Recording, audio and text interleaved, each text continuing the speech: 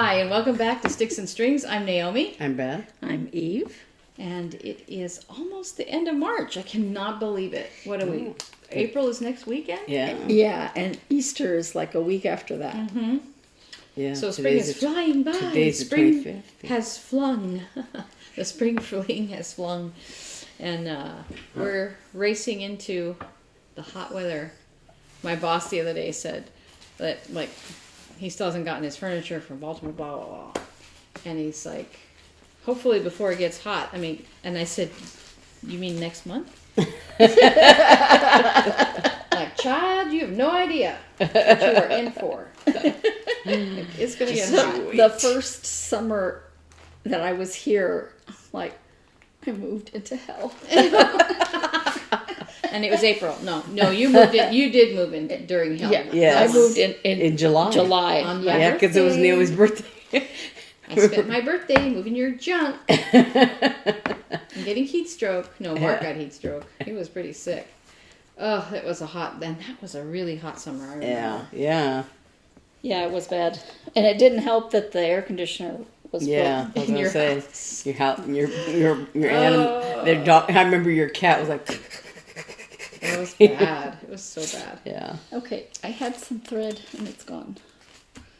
Thread is gone. This color was the length cut.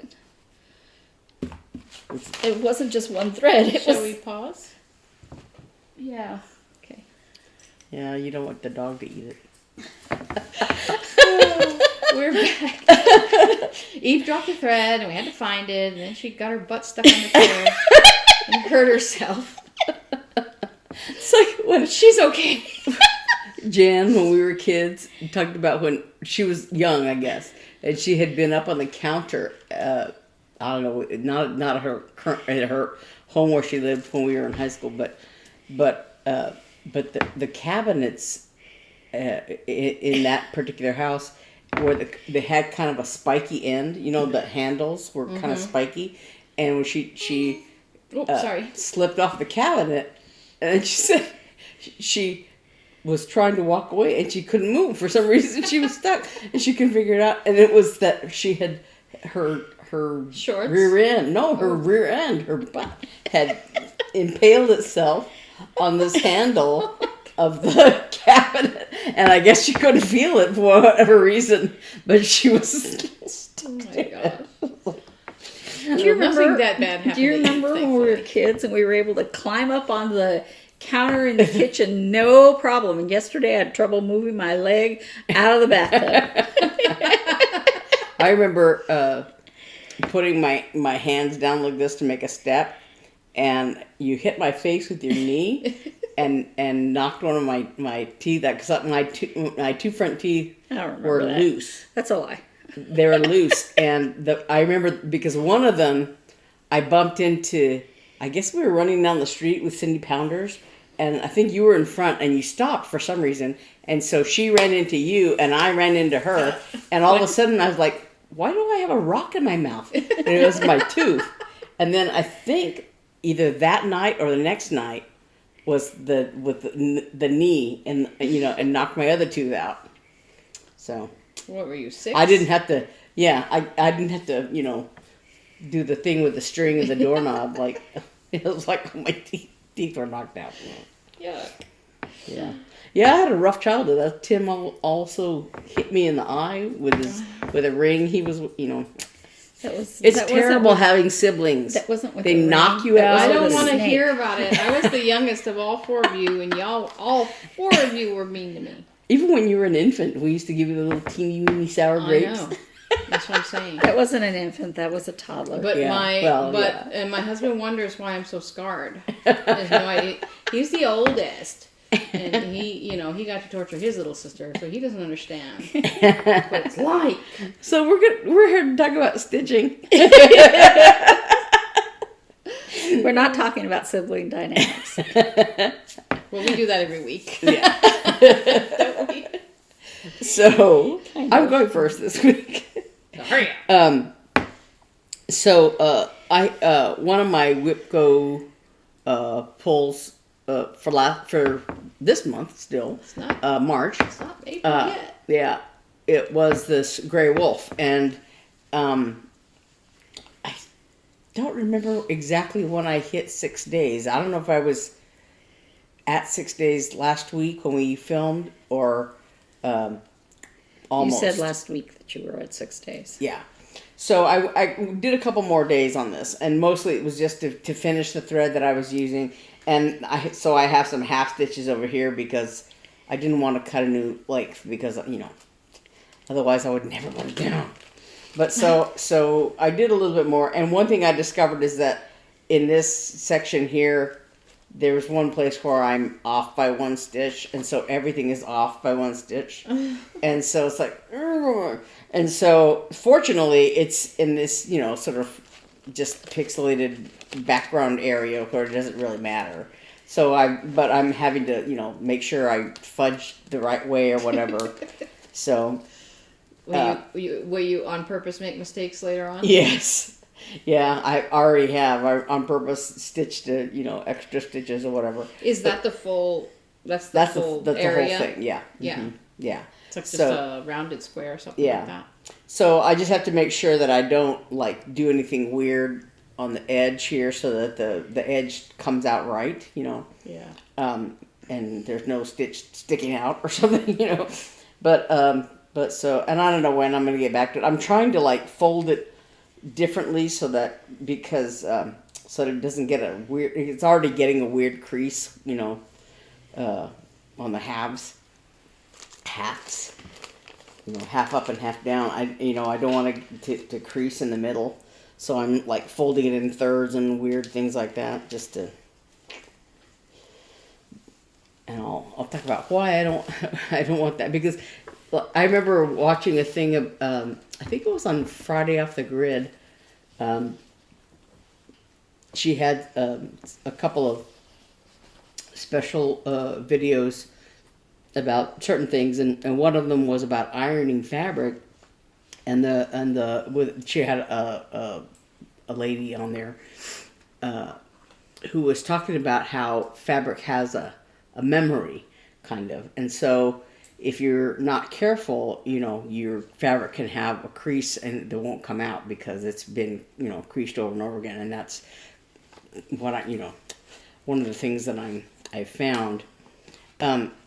So last week I talked about, about finishing. So I had laced this thing, and I cut this, I undid all the lacing, all this beautiful job that I did. I cut it. And because I wanted to cut this foam core down a little bit so that I could tighten so there wouldn't be as much sort of blank fabric above and everything. So I did cut it down a little bit on the side, so it's tighter on the closer to the edge here on the side, and some of the top, so it's a little tighter here. And I moved these little bee buttons over to the side so that you could see the stitched bees a little better. And so I relaced it. So I'm still haven't finishing it, but it's more the way I want it. Just a little bit. The bees are in a little bit better place, so they're not crowding those other bees. And this is I think the last time I showed to you, I had it inside out. Inside out. So this is the background fabric. It's just a red polka dot fabric, and I need to stuff it and finish the bottom. And I'll probably look for some kind of trim, on the edge. So this is for Fat Friends, a little freebie from the Drawn Thread. Did you say the freebie? Freebie. Oh. Freebie. But yeah, it's a really cute little design with a tree and the 4 Fat Friends. That's why I chose this red polka dot. I kind of need to re-iron that before I stuff it because it's very, very wrinkled. And then I have a finish. This is the Not Everything Counts design. And I finished it. I also had already finished the 6 days on this, so I just went ahead and finished. So now you can see the sheep. The sheep all have their heads and their legs, and the frame is done. Nice. Yeah, it was kind of fun. That's cute. That's really cool. And there's this, so all these sheep are running, except the sheep is dead. That's funny. Yeah, so I just went ahead. I was, so close to the end that I went ahead and finished it. And those commercials that have the sheep escape and go on adventures in cars and stuff like that. They're so funny. And the one that gets a tattoo of a lightning bolt on his side. So since I had taken, a couple of extra days to finish those, and so I have all this week to finish FFOing those two things, and I did a little bit more on the Lost and Found sheet. It's very tiny fabric, and I've showed it before when I had done just like, I don't know, like one line or something. So I did finished a little bit more on that, but it's, it was not significant. And I have not gotten back to that, but I have basically, the next few days. But so one thing I did was, for today, so for today I'm working on Cataween Cal. I had started him. It was one of my new starts 2 months ago, I guess in February. So I thought I would go ahead and maybe it was today. That would be last month. Yeah, or maybe it was. I don't remember. You don't know which month it is. No, it was last month. Yeah, it was February that I started it because I was doing the other two Stitching with the Housewives designs. So this is their design, Cataween Cal, and I did a little bit of it last night. I did this white stripes on his pants, and so today I'm working on his head, which I don't know how well it's going to show up. I think once I finish it and once I put the eyes in, you'll be able to see it a little better. But because it's gray on this dark fabric, so it's kind of hard to see. But then today is the 25th, so it's the WIP-GO day. So the numbers that were called were number 5 and number 17. So number 5 for me is Kitty Kitty by La Di Da. That's this here, and there'll be a close-up picture of that. So my goal on this one is to finish it. So theoretically, it shouldn't be that hard because it's upside down. All that's really left is the border. It's just that the border is kind of complicated. There's an outer border beyond this little zigzaggy thing. So there's this zigzaggy border, and I think there's more of these little triangular shapes on the outside of this. And then there's a little straight border on it. But that's all that's left to do is just the border stuff. So theoretically, over the course of the month, I should be able to finish that. So I just have to get my my mojo for stitching on dark fabric back. But this is I don't remember where this was. I think one from, I want to say the Primitive Hair that I got at the attic, and I just really love the color. I didn't have anything in mind for it. I just really love the color. And this Kitty Kitty La Di Da pattern is done on black, so I had to make a minor adaptations. The cats in this one are gray and lighter gray or whatever, and I made mine black and white.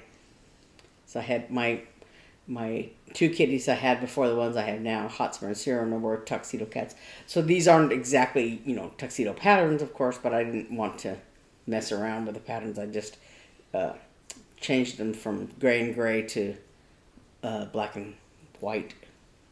So, anyway, so that's my number 5. And number 17 is Santa's House, which I did. I think that crazy I worked thing? on it. Yeah, I worked on it Toward the end of last year. toward the end. Yeah, because I was like, didn't I just do that? just like Great Wolf. I thought I just worked on that because they were like among the last ones. So this is Santa's House, and we'll see how far I get on that. So I think the goal on that is also 6 days, probably. Yeah. So I don't know how, and that's this one. This is by Tiny Modernist. Sorry, Tiny Modernist. It was a mystery SAL, whenever, 2019 or thereabouts, and of course I got the outline of the house, which is one of the first things they gave us, and then just a little bit because I kind of pooped out on it, and then for my new starts, of course, I don't have. So I'm hoping I can do. Maybe I can get to the next one of the monthly animals, the Year in the Woods. But we'll see about that. But my FFOs for this is number 17. Is this mini spring by From the Heart Needle Art by Wendy. So I have this little teeny weeny pattern. So I'll post a close-up picture because this is very tiny. But this is the finished pattern. So it's just a bunny and some chicks and some sheep and some flowers for spring, and it's appropriate, I think, for That's cute. this time of year. Yeah, so I don't know exactly how I'll finish it, but we shall see. And the other thing is my number 5 finish is Hedgehog by Just Nan. The pattern is called Little Hedgie, and I won this actually from Kitchen Stitchers, and I can't remember the girl's name. I'm sorry. Oh, actually, I might have it right here. Because she sent, I won it. She was doing a giveaway, and I won the giveaway. This little hedgie, and this is my finished thing, and it's one of those little, like Eve did the little mouse thing. I was checking to see if it was on the piano, but I don't think so. But anyway, so I finished it, and there's some beads. They're finished a lot like a berry. Yeah. So I did his little face. I did all the beads on there. It's got a whole bunch of beads, and the girl that I won it from sent me some stuffing, and then there's a little medallion that goes on the bottom of it, and some other little pokey beads that you stick in, when it's finished. Did the pattern tell you to make whiskers? I don't remember. I don't know. On the mouse, I had to make whiskers. My friend at work has a hedgehog. She would love this. No. That's cute. I saw a video of of a hedgehog running across like a wooden floor, and his little claws are going. Oh, this is cute. I need to send her a picture of this. Yeah, I think there's a little. Oh yeah, there's a leaf. There's a little leaf in here that goes beside it. So there's little white pins for his spiky spikes, and this little leaf and a little medallion that go in there. I haven't bought another Just Nan pattern, but I really love them. When I look at them, I'm like, they're so cute. Arlene is the name of the woman who has the Kitchen Stitchers website. Floss. What do you mean there's a little medallion? Oh, this Right here. little thing? Yeah. Oh. Yeah. So That's kind of cool. yeah. So that's my other Wow. FFO project. That's Yeah. cute. I'm gonna take a picture of this, send it to my friend. That's so cute. Are you going to actually do the sewing? Huh? Oh, pardon the noise outside. At least it's some kind of truck or something. Mm. Yeah. The dog trash doesn't like the it trash either. came yesterday, but it's been sounding out there like the trash guys are out there. And then last Saturday, we filmed on Saturday, but it was late. What was it? Oh, Yeah, it was Saturday. did I show these?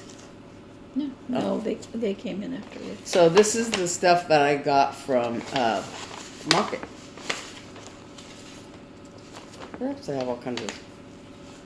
I ordered from Keepsakes because they I heard Stephanie was saying, oh, we have until like 5 o'clock at Monday. So I was like, oh. You said that. Because I had so I dragged my feet. So I got this little postcards from Keepsake, and there's a picture of 310, their shop cat. 310. Yeah. So, but I restrained myself because there was so much that I wanted from Market. That does not look like restraint. I did, yeah. Believe me, I restrained myself. Sorry. So I bought Karma Chameleon from Tiny Moderns. Everybody sing. She had a whole bunch. Yeah, she had a whole bunch, like a lobster and the chameleon, and I think something. I don't know. There's 2 other patterns in this set of. There's 4 in this series. Did anybody really understand that song? Let me see that. That's so cute. It's so cute. I could not. I really wanted the lobster one too. It was really cute, but like I said, I restrained myself, and I'll probably get it later. I don't know. This is Snowman 2023 by Primrose Cottage Stitches, and I like his tall hat. Delayed impulsivity is not the same as restraint. No, it's not. He's got a tall hat, and there's cute. a tall Christmas tree, and yeah. And then these 2 are Plum Street Samplers and Heartstring Samplery are 2 connected things called collaborative projects. Yeah, called Float Like a Butterfly from Plum Street and Sting Like a Bee from Heartstring Samplery. Aw, Muhammad Ali, remember So him? yeah, so these cute patterns. Float like a butterfly, sting like a bee. And then this is also Plum Street Samplers. Jesus Loves Me, This I Know. So there was That's cute. a pattern with another with like a. That's pretty. This is the Day, I think, is the name of the other one that Plum Street Samplers did, and this is sort of a sister project, related project, or whatever. I don't remember. It didn't say here, but I think on the website, on the blurb about it online, said something about. And then this is by the Blue Flower, and I'm like hoping that it's not in one of my Punch Needle magazines. Rabbit Parade is what it's called. So all these animals have bunny ears on. Let me see. I just thought it was really, really Like cute. dressed up like bunnies? Yeah. Oh, I see. Yeah, and the It's one a I badger. like is there's a bat in there. Something here. There's a bat. Yeah, the bee has them. The rabbit saying, "You're appropriating my ears." That's cute. Yeah. So yeah, there's a deer and a duck and a moth or butterfly, whatever. An owl, a bat, a badger, a bear, and a bee, and they all have ears on. So really cute, really really cute. And I just saw on my phone Heartstring Sampler, I think, Samplery, has no, not Heartstring Sampler. Lindy Stitches has is carrying a couple of designs by Heartstring Sampler. Some time ago, Beth Twist at Heartstring released. She has, I guess, part of her anatomical series, and she had released G is for Gallbladder, and it's just a tiny it's a tiny pattern, but it's a gallbladder, and it's like it says G is for gallbladder, and there was some kind of reason why she started on this anatomical. It was some kind of health issue, I guess. Yeah, but she did G's for gallbladder, which I bought because I know more than I want to know about gallbladder. But I just saw in my email today that she had just released 2 more. One is N is for nerve, and there's a picture of a little nerve, like an axon kind of thing. Yeah. And the other is K is for kidney stone. Kidney stone. Yeah. So. Oh no. So I don't know that I'll buy the K is for kidney stone. T is for thyroid. I've never. Yeah. That's what I mean. I've never had a kidney stone. Knock on wood. But the other one, N is for nerve, I might get because I know more than I want to know about nerves. So cranial nerves especially. So anyway, I think that is me. You're going next, Evie? I can. That's over here. So one of my WIP-GO goals this month was to finish Lemon Cat, and I thought, that's not hard. Famous last words. So this is a pattern by Maria Bravko, Cute Patterns by Maria. It was a free pattern. And what you can't see in this picture is that this pattern has quite a few blended threads. I was giving Beth an example. If you had 4 threads, say A, B, C, and D, on this outside color, okay, some of the stitches are A, and then they're right next to it is A and B, and right next to that is B, and then right next to that is B and C, and it goes like that to make a nice little blend. And the problem with that is you can't see which stitch is which when you're looking to see if you counted correctly. Oh no!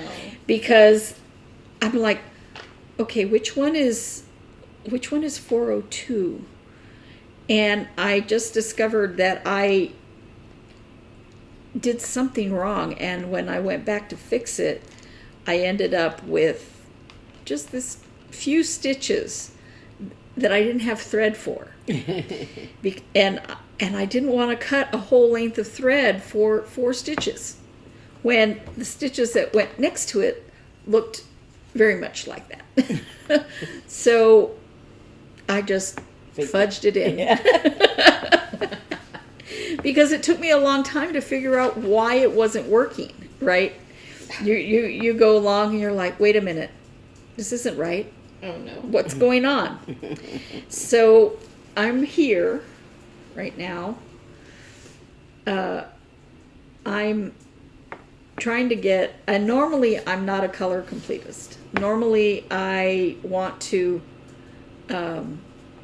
just work on an area. Yeah. Like I'm very tempted to stop working on this color and go up here and work on these eyeballs because they're bothering me. Because they're not eyeballs yet. Well, technically they're never eyeballs. They're lemon slices. So cute. I love that pattern. Yeah, and the thing is that with her patterns, a lot... the sound back there is just... It's like they're trying to cut a tree down or something. But that is the bane of living here in Phoenix, is that there is never any day or any time when there is not some kind of landscaping going on. And especially like in this neighborhood, the houses are very close the together. leaf Stopped. No, I didn't. No, No. the leaf blowers. Yeah. Yeah. You can hear them a mile away. Yeah, Anyway, somebody must be having work done. Sorry about the noise. well, a day or two ago, they were working on the trees behind the house. The dog was going ballistic. So anyway, I'm not as far along as I would like, and it is already the 25th. So I may fail another goal like I did last month. And I looked at my projects that I've worked on this month, and I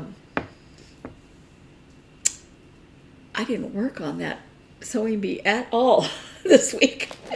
Because I thought, well, as long as I finish it before the year is over, I can mark the square as completed, right? I'm going to turn this off for a second. So that is that is a lemon cat for now. Hopefully I'll have a lot more done on it before the day ends. We'll see.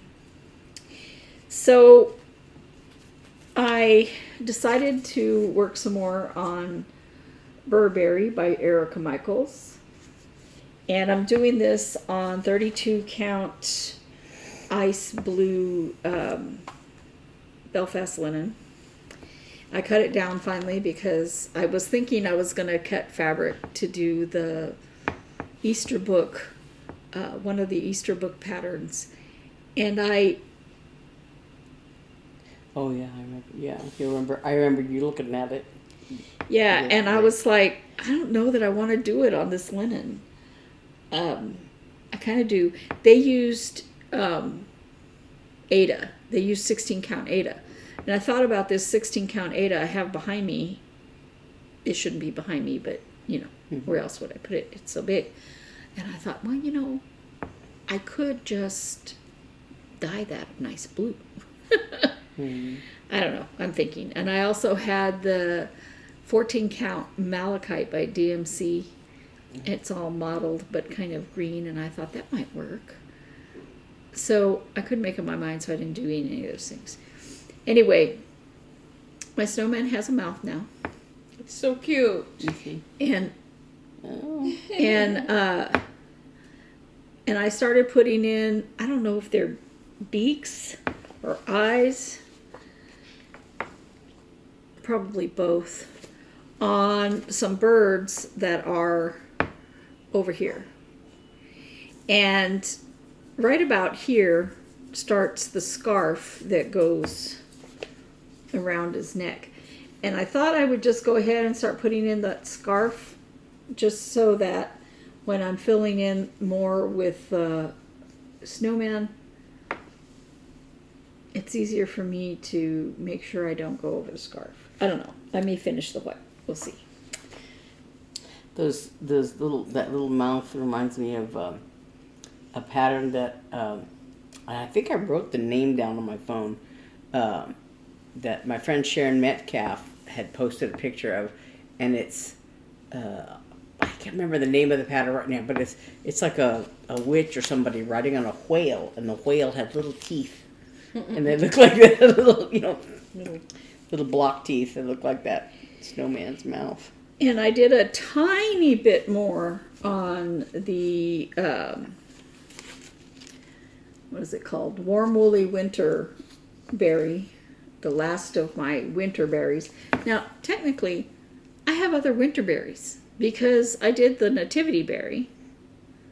I'm working on this snowman berry. It's going to be a lot of winter berries. But there's a lot of decorating done during the winter, isn't there? Yeah. So that works for me. Anyway. I see that one. The woolly one. Oh, the sheep. Yeah, the sheeps. But you have spring berries waiting in line? No, I already did. She already did her spring berries. Over there. Oh, okay. I don't know why I don't remember. So many berries. I can't keep track, can you? A berry bush. A bush of berries. You need to make them. Are you guys done? Yeah, sorry. So I finished up this little section of etoile that I had been working on, and I said, so You says to So- yourself, you says, I says, I don't want to work with that E12 right now. So I started on the W for, I think this is warm that I'm doing. It might be winter, but I don't think so. Ah! Woolly is done in blue and warm, so it's woolly that I'm working on. Warm is done in a brighter blue, and winter is done in a blue-green. By the way, I love that blue-green color. It's really pretty. Oh my God. the trucks. Now they're backing up. Maybe that means they're leaving. No. Maybe they're having yard work done like rocks or something like that. Because our road is very narrow. So when people are having that kind of work done, it's so fun to try to get through. Yeah. Anyway, so I I wanted to do something besides white. So I started on this. And then I just, didn't do anymore. I don't know what's keeping me from working on my winter berries. I don't know. I actually haven't worked on very much at all. And I think a lot of that is because every time I sit down to work on it, I'm like, no, I should call the government again, see if I can actually get through. No, I should try it. I have a story about that. Okay, so the last of my cross stitch is the Temperature SAL by Sapphire Mountain Handcrafts. And it's been kind of a boring week, temperature-wise. It's all been in the 70s, so it's all, and close enough that it's all the same color, except for 2 days where it was cold again. and it's like raining again. Yeah. It never rains here. Yeah. What the heck? It never rains here. But this year, it's raining constantly.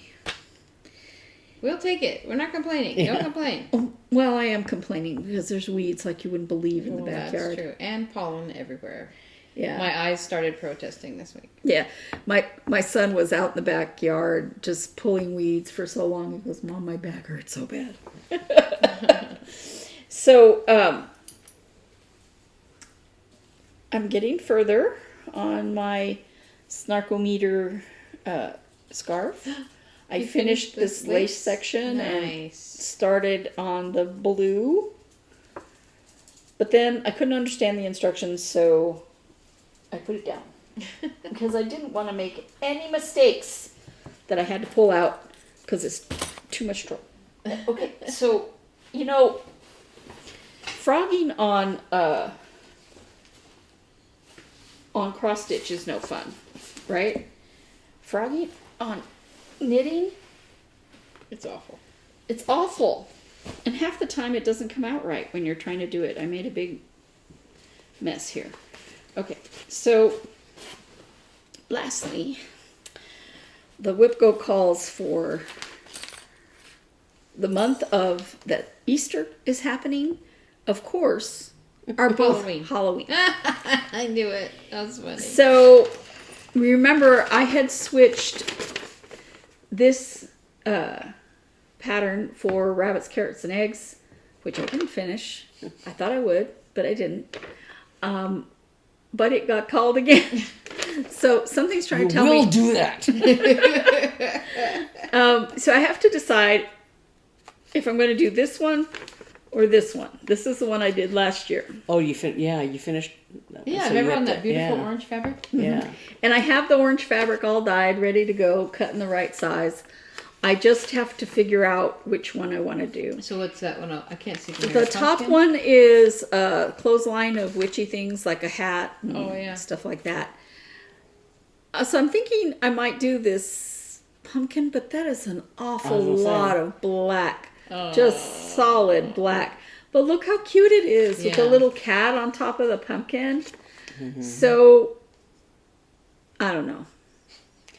It should theoretically go, Well, those big chunks of You black think should it's go. gonna go fast, but then you just get bored. What I of it. thought I'd do is go around and then go around the pattern inside and then just Yeah. mindlessly fill in like when I Excuse me, don't. this is bugging me. Well, it's you're touching me is bugging Tag me. sticking up. And this is the sister episode. Well, The why is sister she part. touching me? Because your tag is sticking out. Because your It was tag bugging is me sticking too. out. It was bugging me too, but I couldn't reach you. Okay, so I don't have a printout of the whole pattern of Boo Crew, which was the second one called. I only have this first part, and a lot of people, they just did this, Boo. They didn't finish the rest of it. But I had, I got this as a, I won it from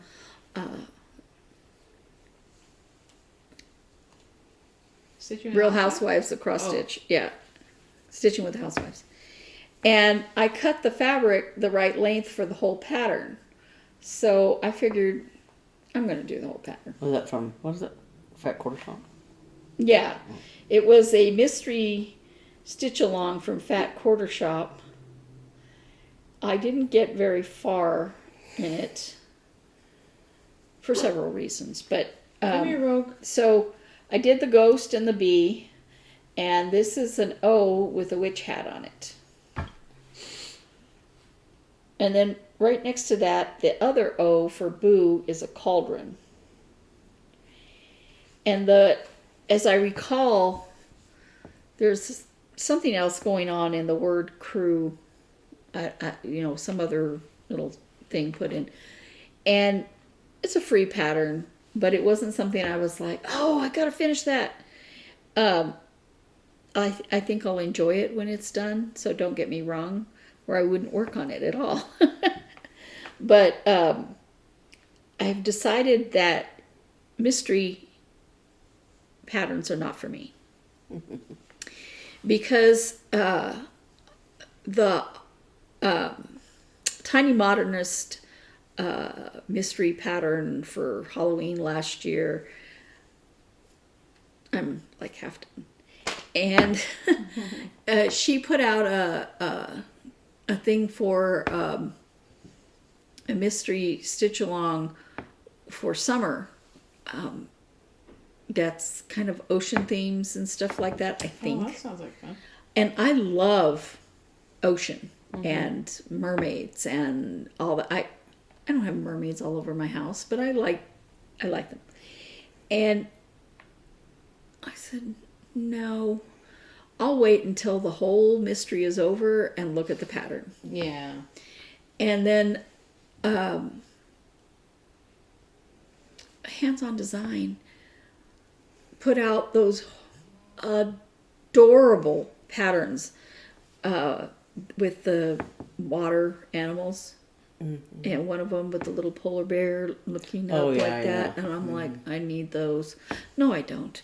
I have plenty of patterns.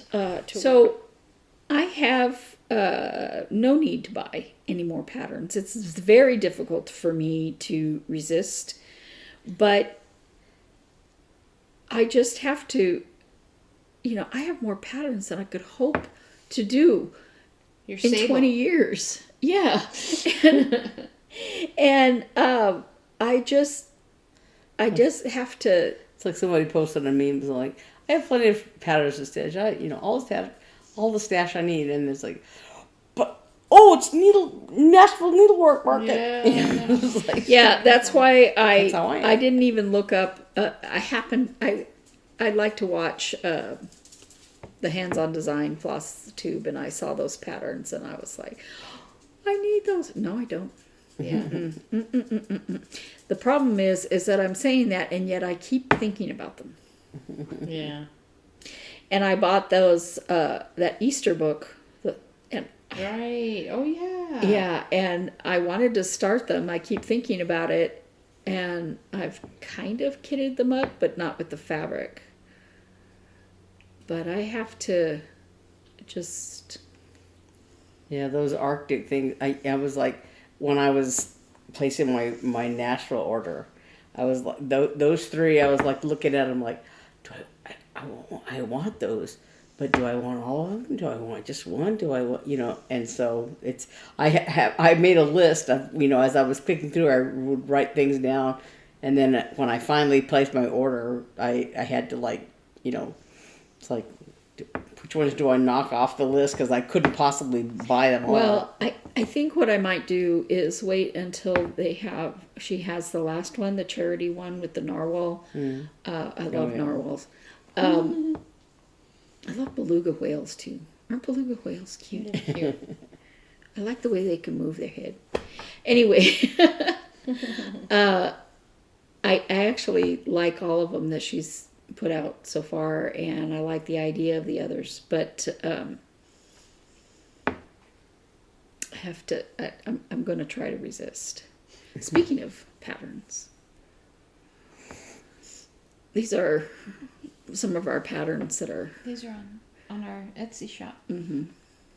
It's a little egg with paws underneath it, and a duck in the rain.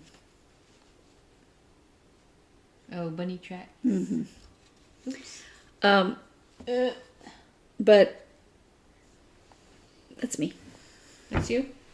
Well, so I'll start with my WIP-GO stuff. So one of the WIP-GO calls for me was Snarkometer. And I have to be careful with this. I'm in the middle of a row for a reason. Oh, this is the back. So I started this at the beginning of the month, when I started, I was like, oh yeah, WIP-GO.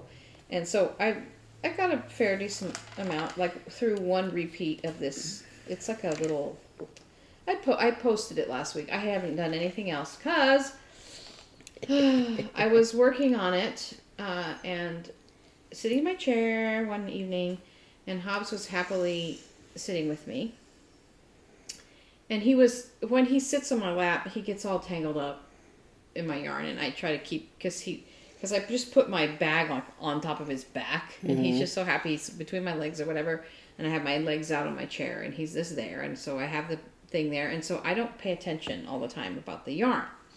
And we all know he's the wool hunter, so he will bite it. So I have to kind of watch, but he was really asleep. Come here, Rogue. Come here. He was really asleep, and Eli was sitting on the couch across from me, and Mark was on this couch, and Mark had a full glass. Thank goodness, number one, it was plastic like this, but it was full of ice water. Thank goodness it was water. And Eli saw something funny on his phone, and he's like, look at this. I said, I can't see. So he got up, and when he got up, he accidentally kicked Mark's TV tray, which fell over, and the ice water fell on the ground, but the noise startled Hobbs out of his deep, deep sleep, and he took off, terrified. But what he ran through was my yarn. And it broke. And because the ball stayed in the bag, and he just ran, and wool, you can just pull it apart. Yeah. Because it's a whole bunch of fibers like this, and if you give it enough pull, so then I was so upset. So I spend a long time trying to knot the two ends together in all those tiny invisible knot ways, and I haven't really learned yet. So I kind of just put it aside because I really don't want to. I'd like to learn how to, because you can knot them together with a small invisible knot that's small enough for a shawl. You know what I mean? That, like, who cares if there's a little tiny knot in my shawl? And so I'd like to do that. So I started to learn that, and I needed to watch a video on it. And I watched a couple, and I could not make it work. So I just kept cutting the ends of the ball, and because the ball's still pretty big, it's a nice size. But anyway, so that's where I stopped on that WIP-GO project, and I was in the middle of a row. It was traumatic.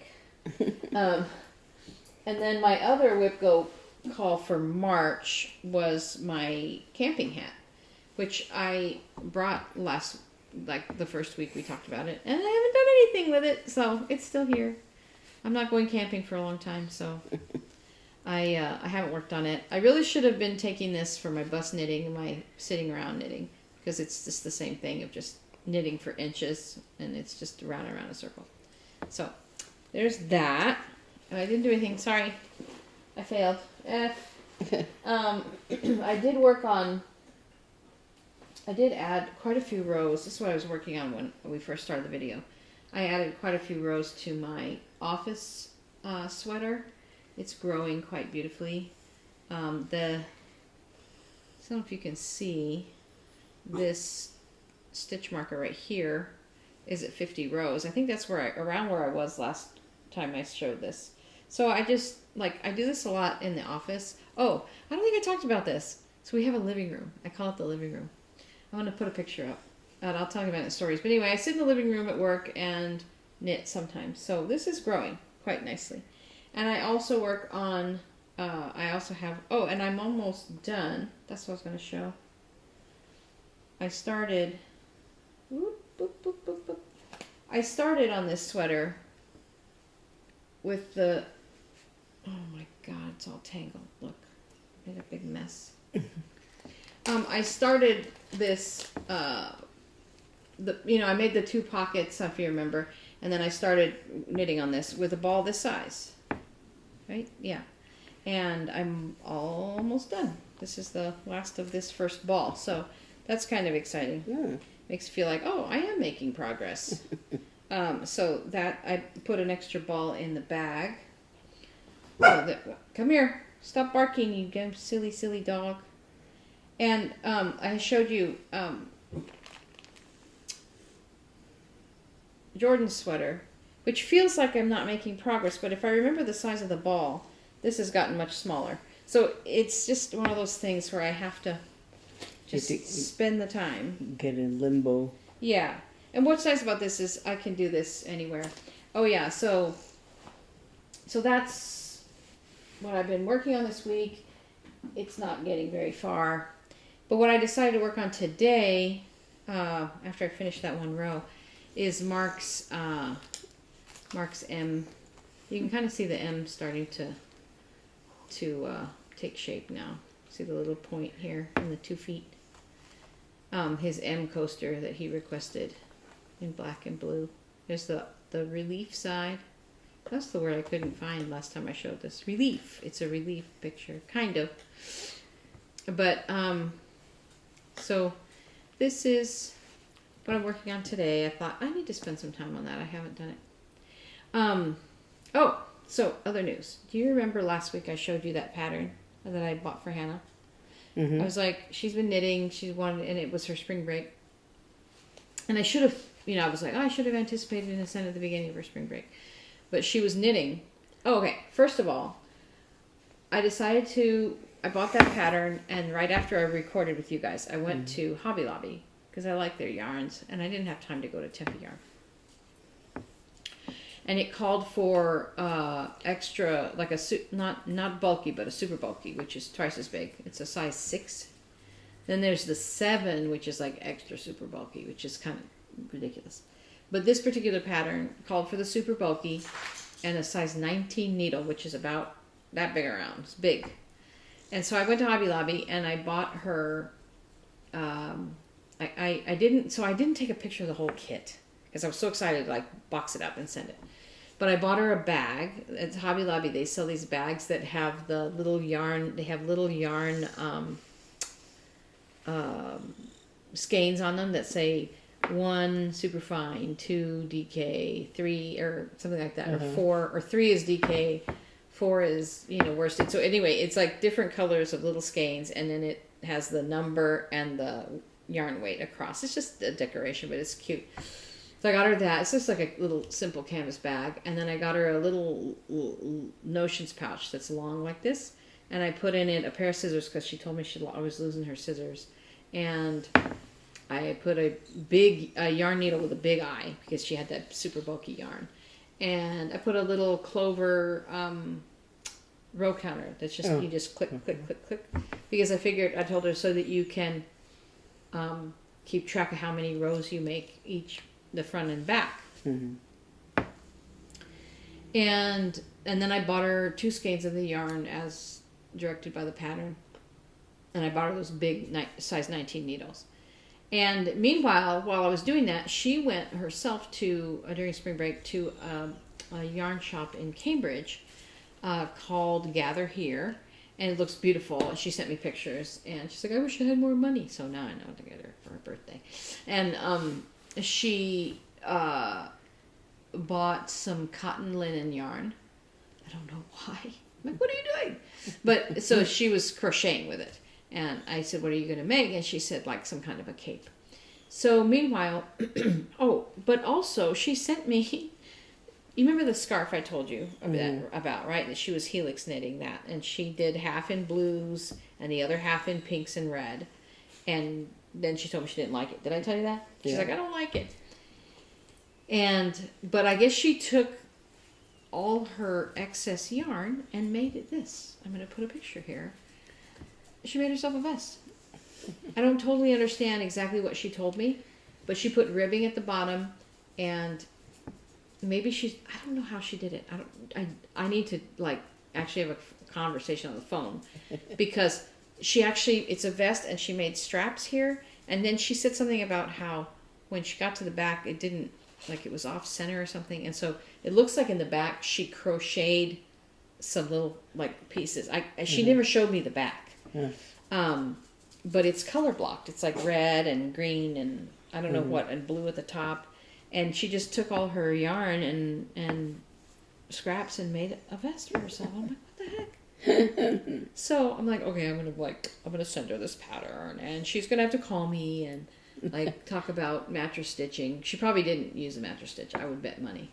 But you just, I told you, it's just 2 squares or rectangles, with big knitting at the ribbing at the bottom, and then you sew together the shoulders, and then you sew the side seams. And I thought, okay, this will keep her occupied. So she got the box on maybe Wednesday or Thursday. I'm not sure. I can't remember what day she sent. I think it was Wednesday. She's like, thanks for the box, blah blah blah. And last night I'm at the show, Friday night, and she sends me a picture of the finished vest. She finished it, and it looks great.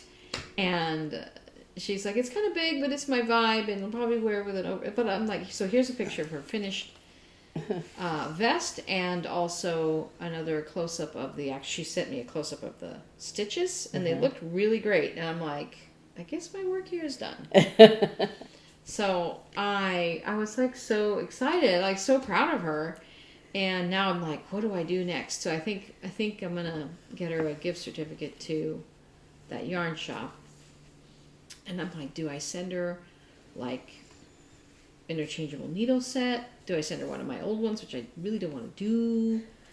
Well, one of mine is broken, so I really shouldn't send her that. But do I buy her an interchangeable needle set? Is that the next step, so she can start really exploring? And that's probably pretty much what she needs next. Yeah. So I'm kind of like, my little girl. So that was very exciting. That was a very exciting development in the knitting world. Made a new knitter. So, but other than that, I guess that's really me. Yeah. Knit-wise, project-wise. Oh, so the other thing is we're playing that gig in the foray, the beginning of next weekend. Yeah, next weekend. So and I'm like, I think I'm gonna take that money and use it to buy the yarn for that shawl I want to make, Hannah's teacher. Remember I showed that? It's that big yarn. It's called the Yara shawl.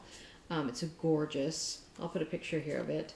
I've been thinking about it for a long time. I've been waiting and putting it off and trying to think what colors I want to use. So I need 2 main colors and then 2 accent colors.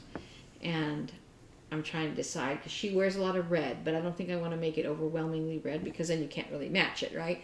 So I think I'm going to make it black and cream colored, maybe, and then have a red accent because it's got a, like, you use a, it's like made with sock yarn, which is thin like this, very thin yarn. And then you take worsted yarn. Come here, baby. Rogue. Come here. Come on. You take worsted, it's like a more heavyweight yarn, and you use that for like an accent. You can see it in the photos, like an accent stripe kind of through it. So I think I'm going to do red, like a nice, good, pretty red that will contrast well with the black. I don't know if I want to do like black and light gray and then the red, or black and like white. I'm not sure. So I have to really think about it. But I think I'm going to take that gig money and like designate it for that, because I've really been putting off. I have not bought fine yarn in a long time, and I've like been putting it off for a while. And I think I'm gonna dedicate it to that. I have so many projects going, so many things to do, but you know how I am. Don't we all have? And so my aim is to have this done by next May. I So noticed that's a that year. when you're working on stuff for everybody else, you get it done right away. It's when you're working Stuff on for something myself. for you. Yeah, and then that's part of my problem is I keep adding things and I keep committing myself to things, but I don't like having just one project at a time. I really like, actually the WIP-GO is kind of fun because I'm like, I'm thinking about all my other WIPs. Mm-hmm. But today I walked into Hannah's room. I have not spent a lot of time in there, and it's kind of a mess. And I walked in there, and I was like, I need to spin. I have not been spinning. Mm-hmm. But so I'm like basically coming up on 3 months of my full-time job, which I am finally learning a little bit of the rhythm. And it's going to change. They just hired an executive assistant. Thank you, Lord. And so I get to kind of let go of the CEO part. So I don't remember what I was saying, but they hired an executive assistant, so I get to let go of that. And I'm kind of sad about it because I really liked being kind of with my finger on the pulse of what's going on. And I mean, I'm not going to be that far removed, but you know, it's just different. And so, but it's good though, because it was getting, he needs a full-time person, and I've been so divided by all these other things. But there's an opening in the marketing department, so I might be looking at that, and that's very exciting. And I've been doing a lot more with the marketing, with proofing and helping out in those areas. So it's fun. But so things change.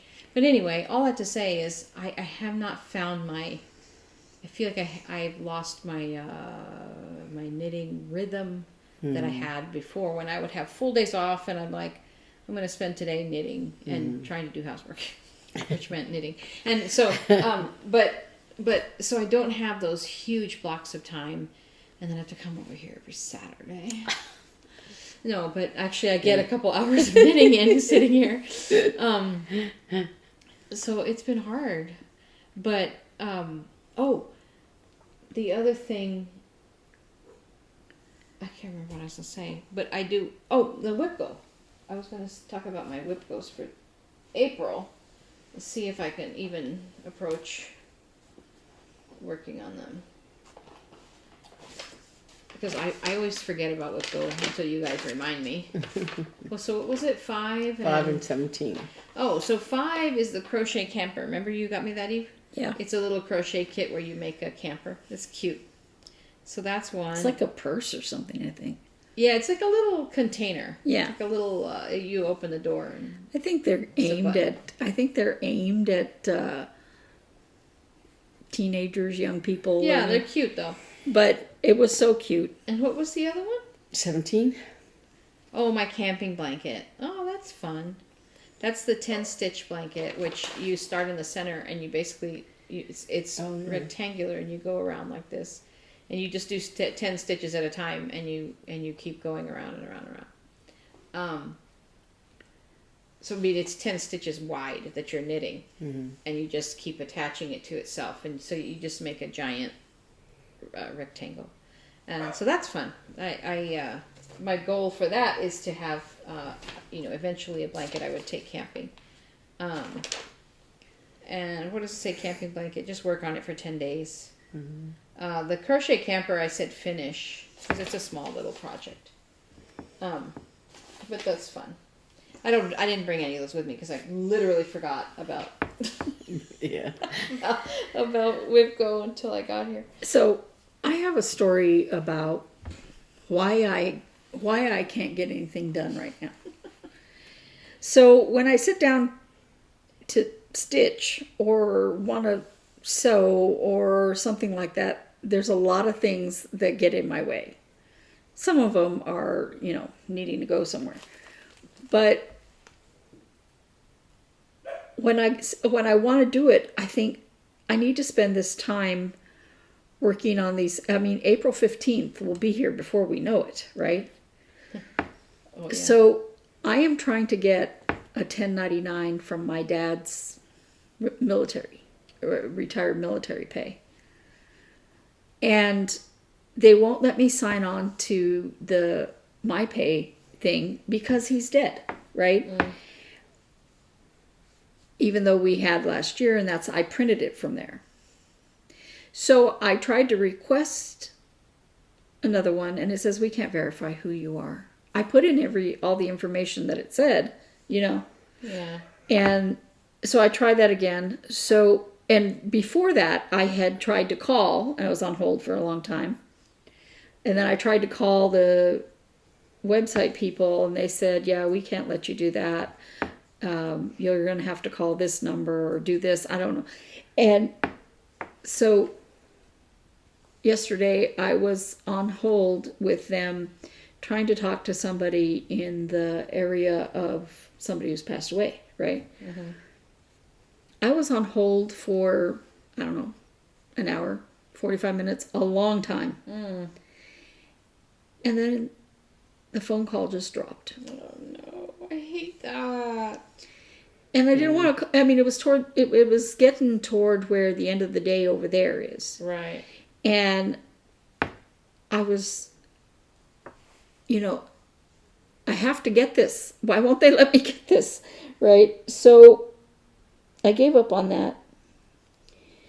But I also need to do stuff about the house.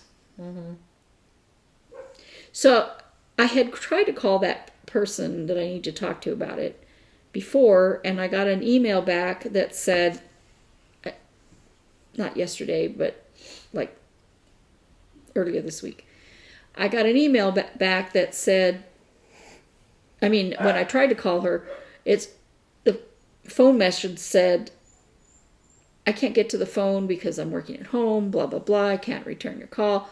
You need to email me. So I emailed her and said, I need to ask you specific questions. I need to talk to you. And here are the times that I'm available. I'm available all day except XYZ. And she calls you during XYZ. No. She sent me another email. She said, I'm in a different time zone. You have to call me.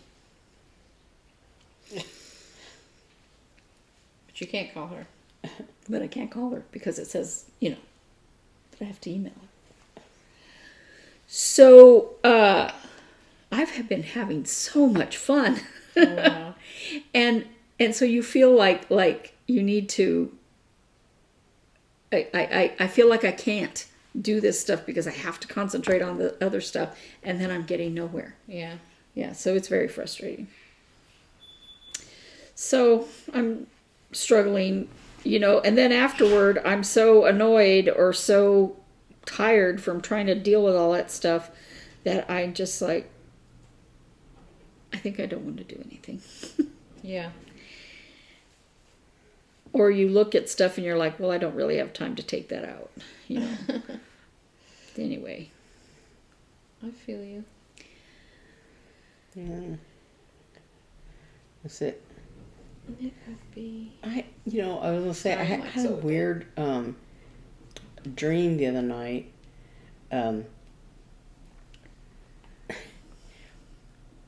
Oftentimes I dream about having to go to the bathroom when I have to go to the bathroom and my body's like trying to wake me up. I'll dream You're about. telling us about those dreams. I dream about them, and there's always some kind of reason why I don't want to use that restroom, and because my body is telling me don't. It's do like it yeah, don't. But I dreamed that we were in the car going somewhere, and Mom and Dad were in the car, except they were young. They were like young adults, and I think it was Mom and Dad. You know how your dreams are. You don't know. Yeah. But we were going somewhere, and we were like kind of on a like a hill or overpass or something, and there was something going on that like all kinds of people. There was some kind of blockage or I don't know if it was an accident or a traffic jam or some kind of thing, because then Dad or whatever got out to go help somebody, and then I think he just got in their car and was driving them, and there were people on the side of the road going help, and then I guess Mom was driving, and we were going like I had a dentist appointment, and I realized that I was wearing like I don't know if it was a nightshirt or something, because I realized that like if I lie down on the dentist chair, that you'll be able to see my underwear. So I had to put on some pants, and for some reason I had pants in the car. But when we got to the dentist's office, I guess, and so I had to go in the restroom to put my pants on, and the restroom was like, and this is like like I said, this is one of these weird dreams. But it was configured weirdly, because like there were two stalls that people were using, and the third stall was there. So I went in there, but it had a door on this end, but not on this end. And so I was like, I don't want to go to the bathroom because you could see, and that's typically there's always something wrong with the bathroom, like the toilets are overflowing, or the whatever, I can't get in, or sometimes I'll dream about like I'll go. But then immediately afterward, I still have to go. So I have to go back. It's such a strange thing that your brain does to you. Yeah. But yeah. But the weirdest thing was that Your mom and dad. it was Mom and Dad, but they were young. Yeah. Yeah. That's nice. Maybe you were dreaming about the time we left you at the Dairy Queen. Yeah. When I was a kid, we would go to see my grandmother very often, and there was a little town we always stopped in. And it wasn't at the Dairy, it was at the gas station. It was a gas station. Yeah, it was a gas station. And we had a big old station wagon, and I think I was probably sitting in the back of the station wagon. No, I was. Oh, because I remember this. But so we'd stop to gas up and to go to the bathroom and all that, and I guess I don't know if I was the last one, in the bathroom or whatever, and I came out. And the car was gone. And I was like... I remember. Wait.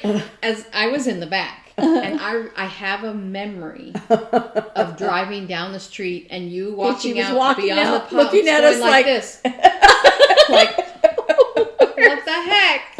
And I was like,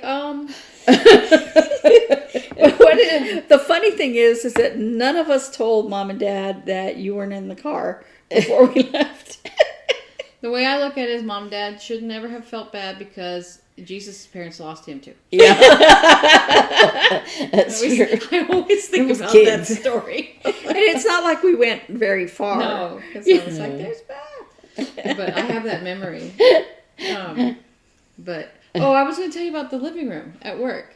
So, yeah. So our new CEO came in, and the old CEO had these blue chairs in the office, in her office, and he said that he wanted a table, because it's a pretty big office. It's not like you think like the lawyer's office, corner office. It's not that big, but it's a nice size office. So he's got his desk on one side, and he wanted a table with chairs so that he could have meetings in his office that were like more comfortable, and like we have a table with a monitor. You could put a presentation on there, like very utilitarian. Like that's what I want. So he had talked about that like almost week one, so he's like, I don't know where we want to put these blue chairs, and I was like, you put them over in what we call the annex on the other side. There was like a table, and somebody had put a rug down, but it was just like an awkward. Alcove. It's like an awkward space, and on this, so like when you walk into that annex part, straight in front of you was this table, and it just had a tablecloth on it and a poster kind of leaning, and people would just put random like coupons somebody got from Jersey Mike's or whatever on there. It was never anything like functional. It was just there. And then to the right are some desks, and to the left is one office, and then the kitchen. And so I was like, we can put them over there and have like a little seating area. So he was like, oh, that's a good idea. And then we forgot about it because they were like trying to get the tables. And so we have a very generous company that will donate stuff to us. So finally this table and chairs came in. And so it was delivery day. So he was like, so I was like, well, let me know if you need any help moving stuff in your office. And he's like, he was telling one of the other managers, he goes, I think it was another one of the VPs. I think it was her idea to move those chairs into the other side. And I was like, no, it was my idea. And he's like, oh, sorry. So we moved him over there. And so we moved that table. It was just a rolling conference table. We just moved it out of the way. And we put the chairs there. We moved the rug that was kind of in the middle of the floor. We moved it over there sideways. And the little chairs. And he also had a little round table, which was useless in his office. So we put it between the chairs. And then they put the poster up there, which I don't think I didn't like it. But it's okay. Because it gives it some visual. Like I was like, Beth needs to make a cross stitch for this area that says our living room, so. But so here's a picture of our living room, and so I go there, and Peter's like, that's very nice, He was like, but didn't you hear that it was also a room that somebody's talking there, somebody else? Yes, so the little office that's there. So we just had the empty space, and rooms and things were built out from it. And so when that little office was made, the ceiling tiles kind of, I guess the wall doesn't go all the way up, or they're still open, or there's not enough insulation up there or something. So she can hear everything that goes on in the kitchen, everyone's talking about. She can hear it all. And she goes, just so you know, if you're sitting there, I can hear everything you're saying. And likewise, everything goes on in my office can be heard also. So, what her thing was like, I hope people don't sit here and gossip. Be loud. Well, but also just be loud because she's trying to work. Oh yeah. But working at work. I know, so useless. But anyway, so I sit there and have my lunch. If I have a lunch that I can eat in my lap, or like if I have extra time on my lunch hour, I will sit there and knit in the living room. Like I'm gonna go to the living room. So it's cute. And it'll be nice when it's really hot outside and you can't eat outside. Yeah. Or, you just want to take a load off and chat with somebody. And, get away from your desk. A lot of everybody there eats in their desk. I was like, we need some TV trays in this living room. But everybody there eats at their desk, And we don't have an actual,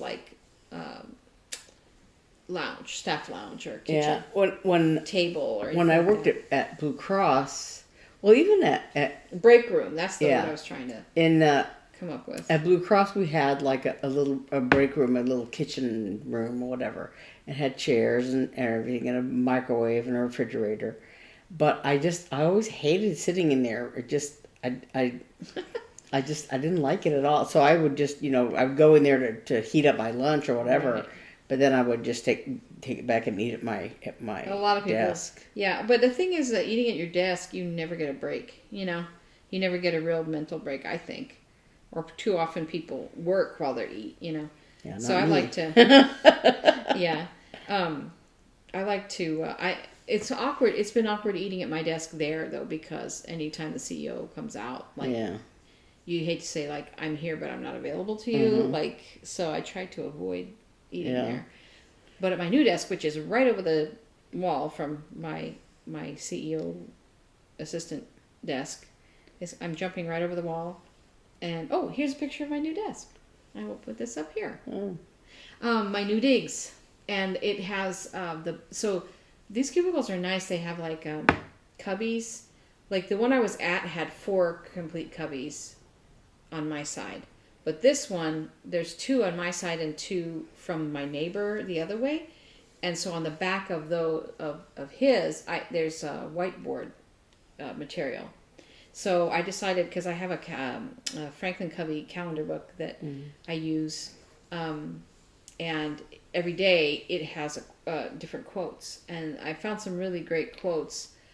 So the one I have there now, I'll put a close-up of it, because I put it there last night. On my way out of the office to so that it'll be there all day Monday, because I'm actually not sitting back there Monday. But it says, "No trumpets sound when the important decisions of our life are made. Destiny is made known silently." It's a quote by Agnes de Mille. And so I decided I'm going to put little quotes there every day. See, here's my office. I'll show you, and I'll put it up on the screen. Oh, yeah. So this is over here is where I was. So now this is where I'm going to be. Everything's up in the cubbies, all messy, because I just put it up there to get it out of the way, because I had to move my computer on Friday. And see, so you'll notice on the chair there's a Piece of yarn. a yarn, because on Thursday was my last day back there, because Friday I had to work in the box office, so I knew I wouldn't have time to move junk then, and they were moving the computer, and I didn't want to wait obviously till Monday, because the new person's coming Monday, and I didn't want all my crap to be in her cubicle. So I figured Thursday was moving day for me. So I was moving all my stuff, my gnomes. I cleaned this new cubicle. First of all, it was the chair repository of the office. All the extra chairs had wound up in there. A bunch of like mailing materials were in there. So basically, they stuck you in the closet. No. It's a nice cubicle. It's just that people, because no one was there, people were putting, let's put that there. Put it in that cubicle. You know how it goes. So I had to move all the chairs and find places for them, and I had to, so I cleaned the whole thing. I cleaned out all the stuff and put it where it belonged, and then I actually physically cleaned it. But I had to call my friend Nick to come over and clean the back corner of this cubicle, because I'm too short. I couldn't reach. I was like, Nick, I need to borrow your long limbs. So they came over, and he's like, they reached in there for me. I have issues reaching stuff all the time. Yes. So I was like, well, that cubicle's useless to me. So I wish that it was switched. I wish that I had the cubicles here and I had the whiteboard over here, which is how Lawson has it on the other side. I'm like, well, oh well. So I don't know. Those will just be decor, I think. Because I don't need, right now anyway, I don't know if I need that much file space or storage space. But anyway, so I cleaned the whole thing, and then I started moving all my decorations, all my gnomes. And, but I was like, I don't want to mess up and forget which chair is mine. Because it took me a long time, like Goldilocks, to find that chair. So I grabbed I had my knitting bag with me, and I had a pom-pom I had made. And I pulled it out, because it had 2 strings. So I tied the pom-pom to the arm of the chair, so I would not, and I actually forgot it. It was still sitting after the computer guys came yesterday to put my computer from that into his, because she's getting a whole new thing. And so they moved my computer over and everything, and I had already taken my stapler and my tape that I liked, and I put it in the new desk, and I put the ones that were in that desk into her new space. And if she don't like that stapler, she can find her own stapler. But because I had it there near the computers, the computer guy thought that was my tape, and so he moved the tape and stapler over there. And for a second, I was scared that he had moved the one at the new one to her spot. And I was like, no, I already picked my stapler. I'm ridiculous, and I hope none of my colleagues are watching this. Anyway, so I put the thing is, stapler back over there. Like, no, those are the thing is, you get a stapler that doesn't work. It is so annoying. And to be fair, I don't know if the one I put over there doesn't work. I just knew that I had already picked out my stapler as I had picked out my chair. So I got it all moved. Yeah, so when I worked at Blue Cross, there were different kinds of staplers. You know, there was like a heavy duty stapler. I don't know where it came from or whatever, but then there were these cheapy lightweight staplers, and there was a whole bunch of the cheapy lightweight staplers, and I found this heavy duty good stapler somewhere, because one of the things I did in that job was that I ordered office supplies, which is my jam, totally. So, so you got to get the good stuff. Yeah. So like, well, we had one room that had a whole bunch of office supply junk, like, you know, like pens and Post-it notes. And actually, one of my jobs was to go in there and refill, you know, like check what we're running low on and order some more of this, especially Post-it notes, because they went like hotcakes. We had the little bitty ones, and we had the big ones, and we had, you know, and so people would just go in there and get this and tape and paper clips and whatever. Yeah. So I always had to go through all that stuff, and I think it was in there that I found the stapler, because there was like, you know, a shelf, and people would just put whatever they weren't using. If there was a bunch of, if they had an extra, you know, stuff that they, I don't need this stapler, and they, you know, but so yeah, so when there was something really nice, I was like, I want that. So, you know, but what was funny is that, like, you know, when I worked at Family Life, I also did, you know, office supplies and stuff, and so you know, we would go, and I would, you know, because I was trying to be a responsible person, I would find whatever, you know, worked, but was relatively inexpensive. And so I'd buy that for everybody. That was what we used. But at Blue Cross, you know, I kind of did the same thing, but then I would have some person say, oh, well, I like this kind of pen, and so I want this kind of refill. And so for that person, I would have to order the, you know, because she used some kind of funny ballpoint. And so I had to get her refills. And then we had mechanical pencils, because, you know, people use the pencil thing for whatever, for everything. And so we had some kind of mechanical pencil, I guess, that, you know, that... The disposable kind, the one-use kind that you can't refill. And so at one point, I bought these nicer pencils that, you know, you could refill the lead, and you know, and they were kind of heavyweight a little bit, and so they were made really well. And I remember I got I guess we were out of them or something, and somebody said they needed a new one because they had broken theirs. And I'm like, how did you break it? Because, you know, you can kind of take it apart. And I think probably she took it apart and didn't realize that she could put it back together and thought it was broken or something. So I bought more. But there was one person who didn't like those, and she wanted the old disposable kind. So I had to buy the disposable kind, because that was the only one, you know, it's like, yeah, you're right. And then I'm surprised the company didn't say. They didn't care. It was Blue Cross. They're making decided, money hand over fist. And but what was? But you know what? Okay. This is why they didn't care. Maybe not specifically about pencils, but I was watching. I mean, I was listening to a blog called Cautionary Tales. It's a very interesting blog. He talks about all kinds of different things. I've only really listened to 2 episodes, but this particular episode was called Office Hell. So it, like, what? Mm-hmm. And he was talking about the trend to make, like, I guess this was an ad agency, I can't remember the name of it, was like the forefront of the trend to make, like, the playground kind of office where, like, nobody has a desk and it's just free for all, and you check out a laptop and a phone. This is in the early 90s when not everybody had their own phone already. You check out a laptop and a phone in the mornings, and you just go and you sit at whatever table you get to, and you collaborate, and everyone's, you know, and so there's a lot of collaboration going on.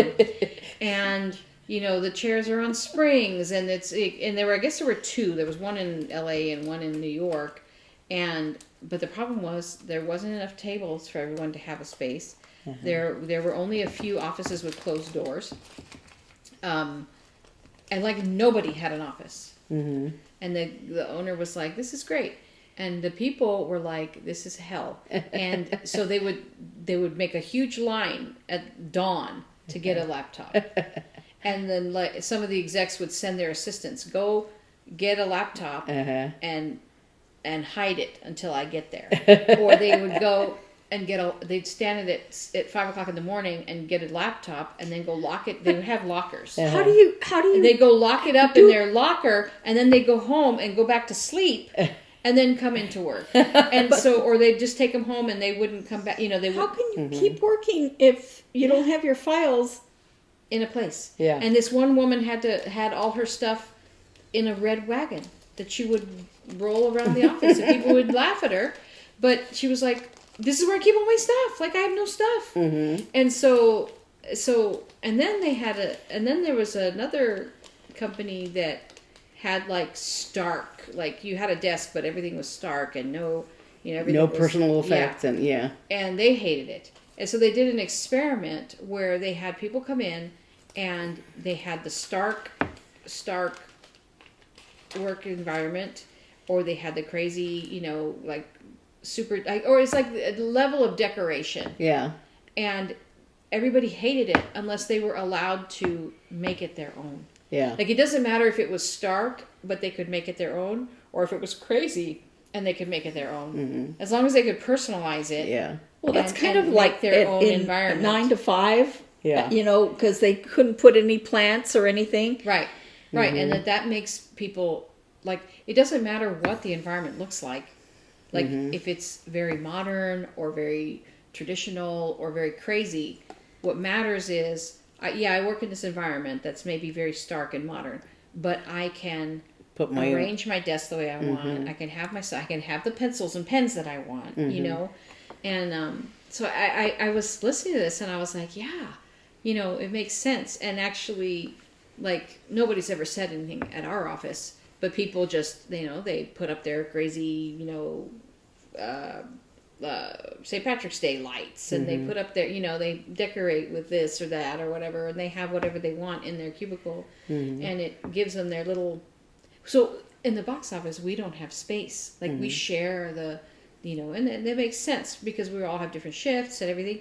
But so when I was finally able to like have a desk, it was so exciting to me. I'm like, I just want a cubicle. My whole goal in life is to have a cubicle, like not even an office, but.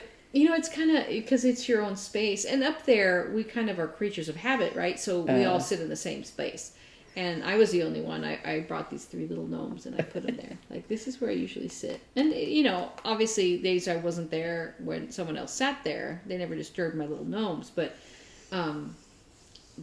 you try to have your own, even when you can't, you try to have your own little. Well, I think what I was referring to, and I understand wanting to have a pen that you like to hold, but why are you asking your company to get it? Why don't you just bring it in yourself? Yeah. Okay. So, it's known that office supplies are a big drain on a company's finances because they get taken home.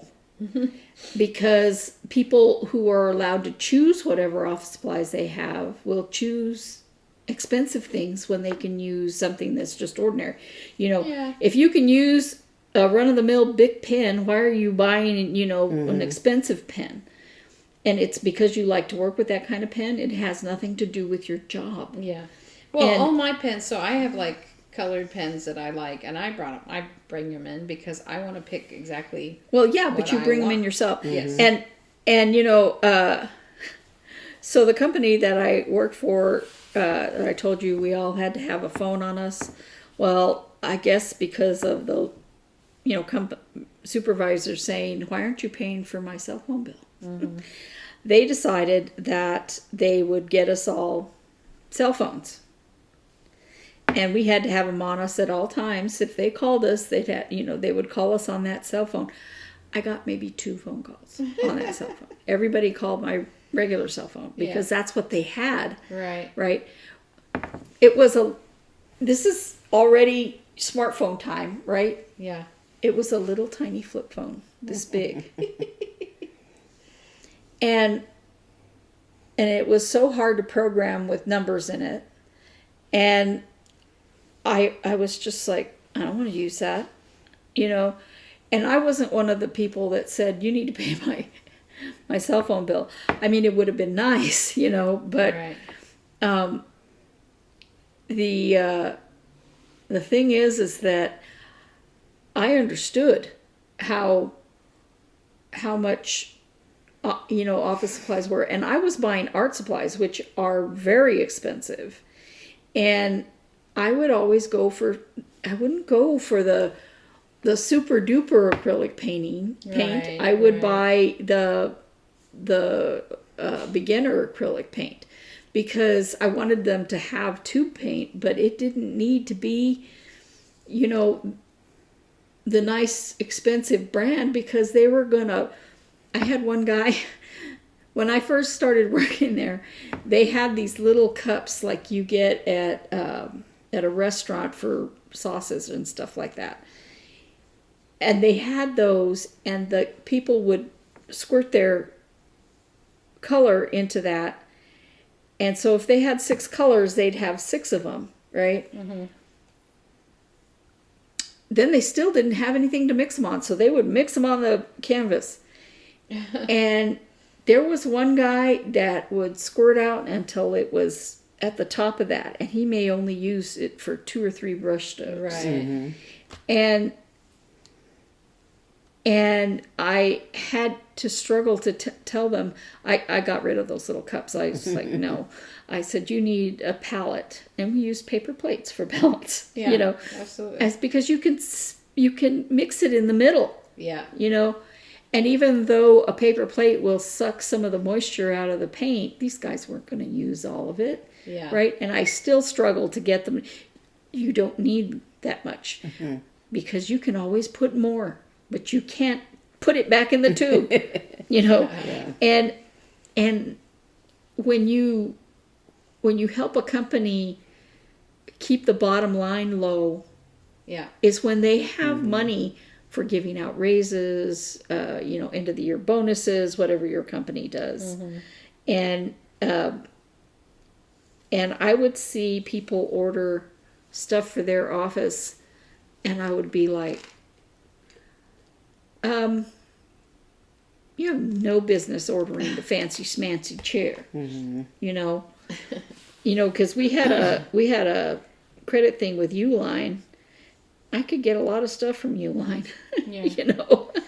That was one thing that I think it depends on felt- what kind of company you're working for. Well, yeah. It's that was the nonprofit thing or that I felt government or- responsible Yeah. about was that, you know, because I had to order this stuff, and I would look at I had some records of you know what people they had, and seeing in that you know room what people had ordered before and what people no longer used or whatever, and so that's why, like, you know, I tried to like streamline as much as possible. We're not going to buy 40,000 things. We were going to buy one, you know, but what was interesting and kind of like expensive at first when I first started working there was that, of course, everybody had a printer at their desk. Wow. And we had a color printer that anybody in the office could use. This was and at then, Family Life? Huh? At Family Life?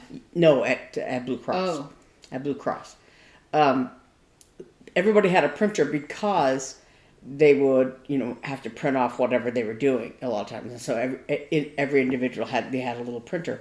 But it was like some people had this kind of printer and some people had that kind of printer and other people had this kind of printer and one person had this kind of printer. Bought at different times. And so, yeah, I had to buy toner for, you know, whatever kind of printer. And the rule was because they would send the cartridges to be recycled. And so whoever was their printer was dying, were supposed to bring me the cartridge, partly because so that I would know like what kind of cartridge their printer used. So they had to like, give me a heads up, that they needed a new cartridge or whatever. But I also I guess we got paper, like some people from the warehouse or whatever would bring paper, because for our color printer there were these we had big just reams of paper, and so people would use those also for their personal printers, and so we went through tons of paper because they had to print everything, especially people who did testing of insurance, packages, that right. So whenever a company said, "Oh, we want to change this thing," and so the tester people would test it, like, well, if Mary broke her arm and she's 35 years old and she has this, how is she covered? And so this policy covers her under these circumstances, and so they would put in all the codes, and then they would print it to see if the codes apply properly, whatever. And then they had to put it in a file. So there were these big files of all kinds of paper, and they just went through tons and tons and tons of paper.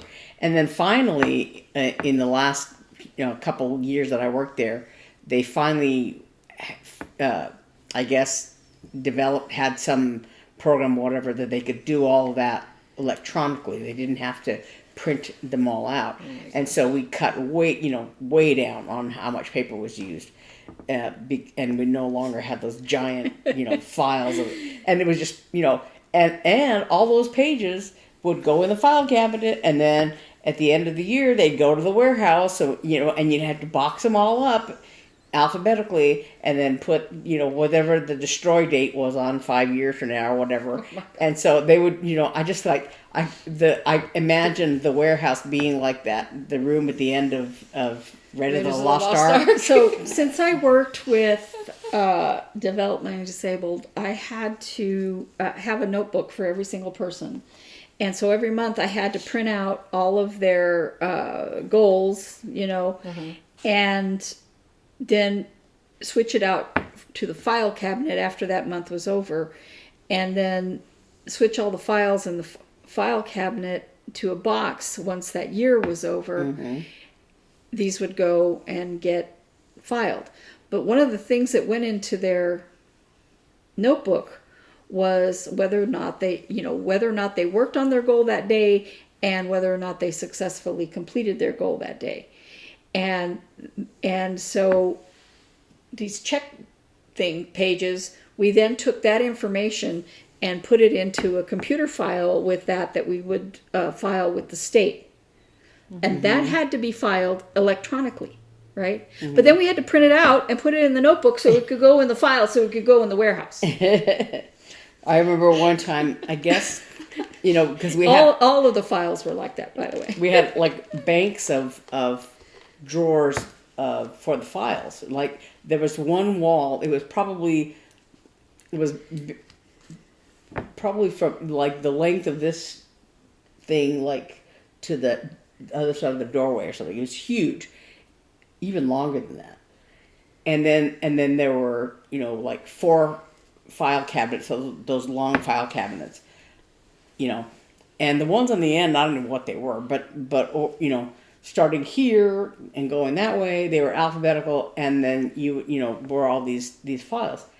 And there was one year where I guess, toward the end of the year, somebody had these big files that they didn't fit in the file cabinets, and so they would just put them on top. So there was a whole bunch of them on top. Oh my gosh! And then lazy. Nobody came to me and said, "Oh, we need to box up all these files because it's the end of the year." So that and so they just kept, as the new year started, they just kept piling files on top, and so finally somebody said, "Oh yeah, we need to send those to the warehouse, from last year," and so I had to order boxes, those banker box things that you fold up, whatever. And I'm sorry, the engineer that created those is a genius. Like the lid and the box is all together, and you figure it out, and you do, and you blah blah blah, blah and there's a box. I'm like, this is great. So I had to go through and this was like in the summer that they finally decided, oh yeah, we need to send those, you know. So I'm like, okay, but on top of the filing cabinet there was the current year, and then there was some files from last year. Well, job security. And then but everything had to be in alphabetical order. So, you know, does this drawer have all the files A through A, you know, starting with letter A, or are some of them up on top? And the ones on top are mixed up from the ones from last year and the ones from this year. And so I had to go through and then I would, you know, go through those files on top, find, oh, this one was supposed to be, you know, in box number 4 from last year. So then I had to, you know, find box number 4, and then I had to move everything around because, you know, this box because I had the boxes full. And so that meant you had to move everything from this box to this box and this box to that. And then I remember my boss would come, well, when are these going to be done? And I'm like, I'm not even halfway through yet, you know, and because then once I get these boxes full, then all the ones that are on top of the thing have to go in the drawers, but they're not in alphabetical order on top of the thing. So I have to, you know, and so, and in the middle of that, I think was I had come home for vacation or something like that. You should have said, when you hire me permanently, that's when these are going to get done. That's what I would have said. Yeah. So I had to pull those papers out every month and file them in the filing cabinet every month. But I also had to teach the art out on the floor. And I kept trying to get the people that worked under me to do some of that. Nope. They wouldn't do it. And I'm like, just take them out of the book and put them in the filing cabinet. That's all I'm asking you to do. I'll put the new papers in because I have to print them out. You know, and how could people not do what they're assigned to do? that was the way things went there. I tried to get people to help clients. They wanted to be on their phone because they thought that this was some easy job where they didn't have to work until they got hit by somebody. Somebody was arrested because one of the clients pulled her hair or hit her or something, and she did something back. And I'm like, really? Is it worth getting arrested for?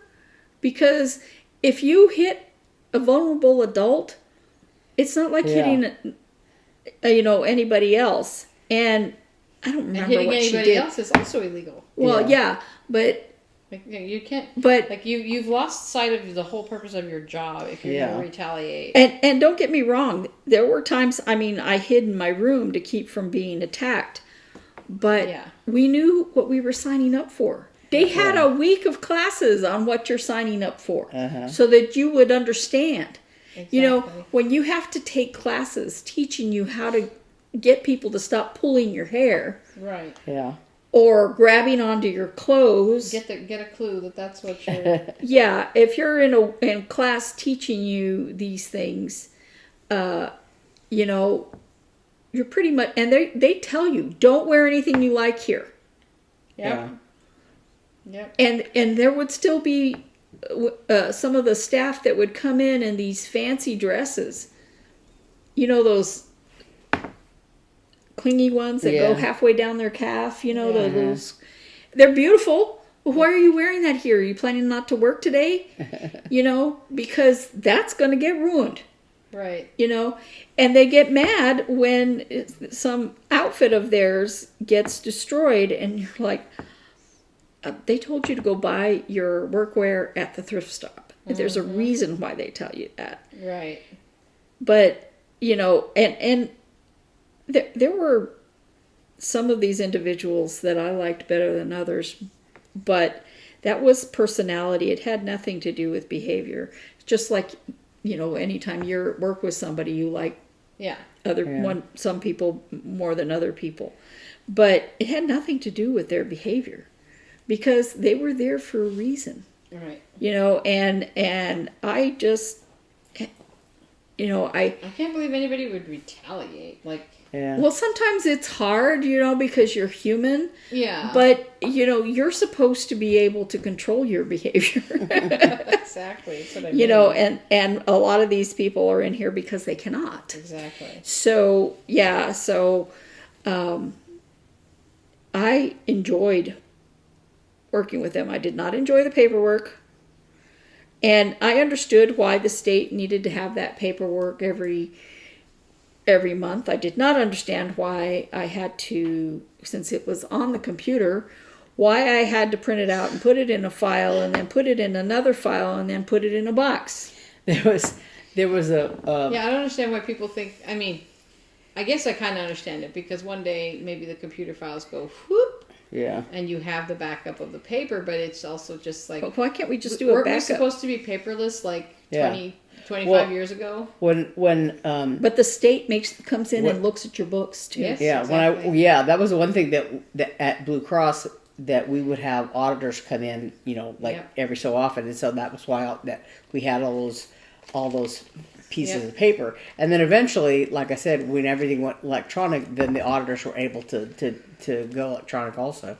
But I remember when I worked there one time, I don't know, because everybody could come and tell me, could you do this for me? Could you fill, and so sometimes I would be entering code for the code people and doing whatever, but I did not work for the testing people. I didn't work doing any of their jobs, but one time, I guess somebody from the testing area wanted me. There was something that I guess had come up in one of their meetings about that they weren't doing or something, because they had an Excel spreadsheet where they were supposed to enter blah, blah, blah. To this day, I don't know what this woman was talking about. But they were supposed to be, whenever they tested something, then they were supposed to go and enter the results of that, whatever, in this spreadsheet. Whatever they had done, somehow it was something that they were supposed to enter in the spreadsheet. And I guess people had been failing to do that. They would scribble it on the bottom of this test sheet, some kind of gobbledygook of what they had done, they would, whatever testing it was or something. And they were supposed to take that information and put it in this spreadsheet. And they never did. Apparently, a whole bunch of people had fallen down on that job. And so this one woman came to me and she was saying, well, could you go through all of these and find this code that's on this testing and enter it in this spreadsheet? And so I'm trying to understand what she was talking about. And she said, so here on this the bottom of this page, oh well, not that one because that just don't work. But so she finally found an example, and she goes, so you would enter this here and this there and blah blah blah, and I'm like, I can't even read that. And and so she's like, yeah, I think it's I don't know what that. And so it was like, yeah, I can't do that. I was like, if you can't even read it, and I'm like, okay, you were supposed to enter that in the file in the spreadsheet as you did it. So what, I'm supposed to sit there and go through all of these files and see which that's crazy. I'm sure somebody suggested it to her. Yeah. Oh, get Beth to do it. Beth's over there. She's getting paid to just do paperwork. Let her do it. And yeah, what was crazy was that there was one report that we would do every 6 months, I guess, that I would do every 6 months. And I would go through, and it was the craziest thing because I had to actually build an Excel sheet that would, for some of them, because there were some packages that were just different, and blah, blah, blah. So I had to go through and do all these numbers and do all this stuff, and then take them from this spreadsheet and put them all in here, and then I had to, and so it would occupy every day for I don't know how long to get through this because it was so convoluted and complicated, and I had to go through so many files to get all this information, and it was just like, I would dread, that 6 month. It's like one of my bosses come up. Sorry, it's time to do this again. But yeah, so. Well, it's weird. So one of my friends at work's like, your title should be special projects because I'm doing part of. One of the things they've tapped me to do is be project manager for something called Listen for Good, which is like a feedback loop. So you do a survey of your patrons or whatever. Mm-hmm. Usually it's mostly used for service organizations, but they're starting to branch out into the arts and arts and entertainment, or the arts and culture. So we got a grant to do this, and so they said, you should do this. And I was like, cool. And so basically I'm writing, with guidance, of course, a survey.